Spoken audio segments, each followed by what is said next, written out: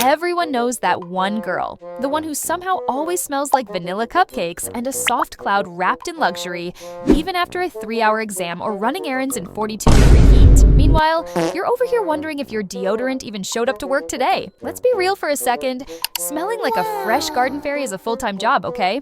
And no, just spraying perfume on top of your problems isn't the solution. If your hygiene routine is just shower, deodorant, and pray, you're doing it wrong. It's not magic. It's feminine hygiene, baby. And no, I'm not talking about the same old drink water and shower daily TED Talk. Today I'm giving you the real guide on how to smell fresh, stay clean, and treat your body like the high-maintenance queen she is. Because she deserves it. From what you've been doing wrong with your underwear to secrets no one's told you about your downstairs department, we're covering it all. Now, before we dive into the deep clean diaries, let me break down what you're about to get from this video, because this isn't some basic use a wet wipe and hope for the best kind of tutorial. Nope, we're covering the full feminine glow up.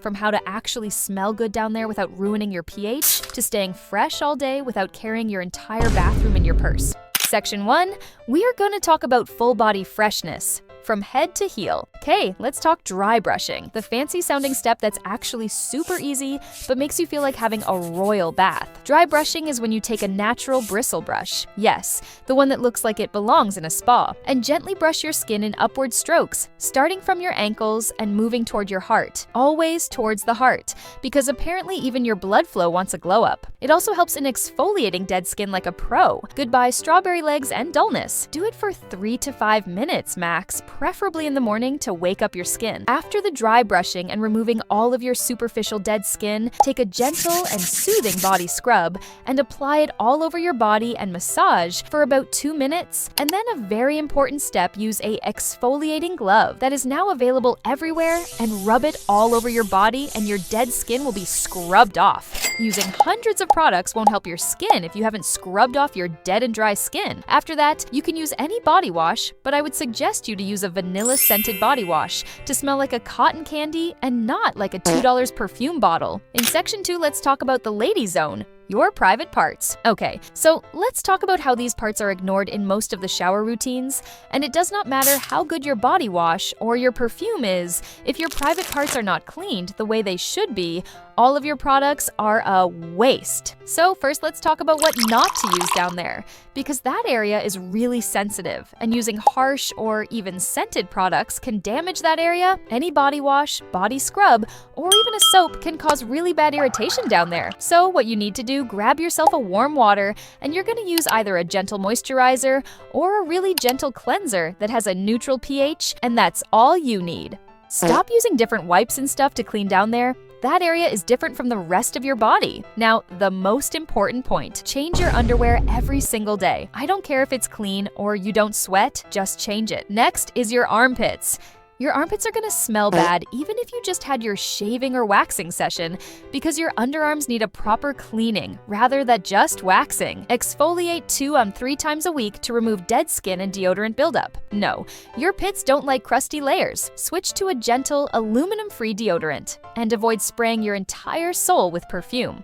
Also, apply your deodorant at night. That's when your sweat glands chill out and actually absorb it better.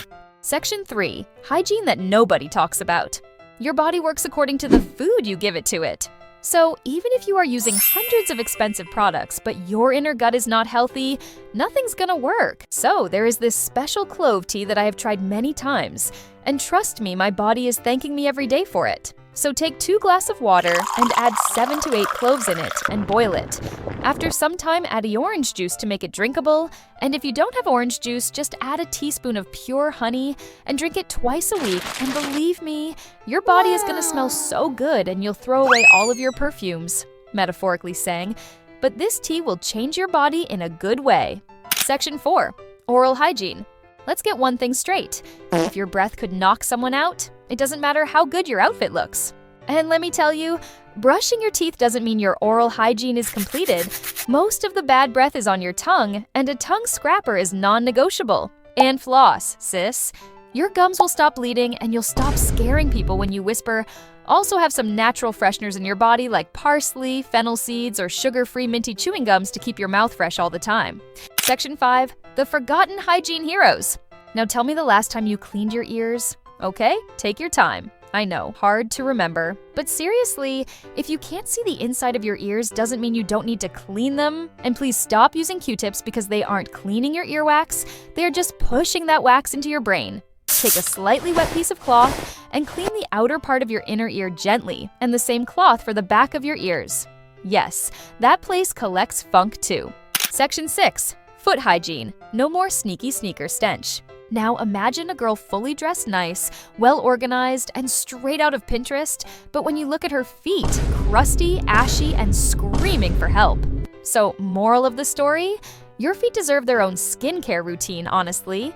Scrub your feet 2 to 3x a week, and not just cleaning the skin of your feet, also clean those dirty-ass toenails. Let your feet breathe too. Section 7. Don't shower in your perfume. Dry skin eats perfume. Use a fragrance-free lotion or a matching scented cream to make it stick like magic. Apply on pulse points, wrists, neck, behind ears, inner elbows, and even behind your knees. Heat from these areas activates the scent all day long. Don't rub your wrists together. That breaks down the fragrance molecules and ruins the scent layers. Tap gently or leave it alone. Also choose a light vanilla or any soft scent. We want to smell you, not survive you. Section 8. Hygiene isn't just what you do, it's where you do it. You could scrub all day, but if your surroundings are dirty, what's the point? Change your bed sheets and pillowcases weekly, especially if you sleep commando or sweat. Sanitize your phone screen.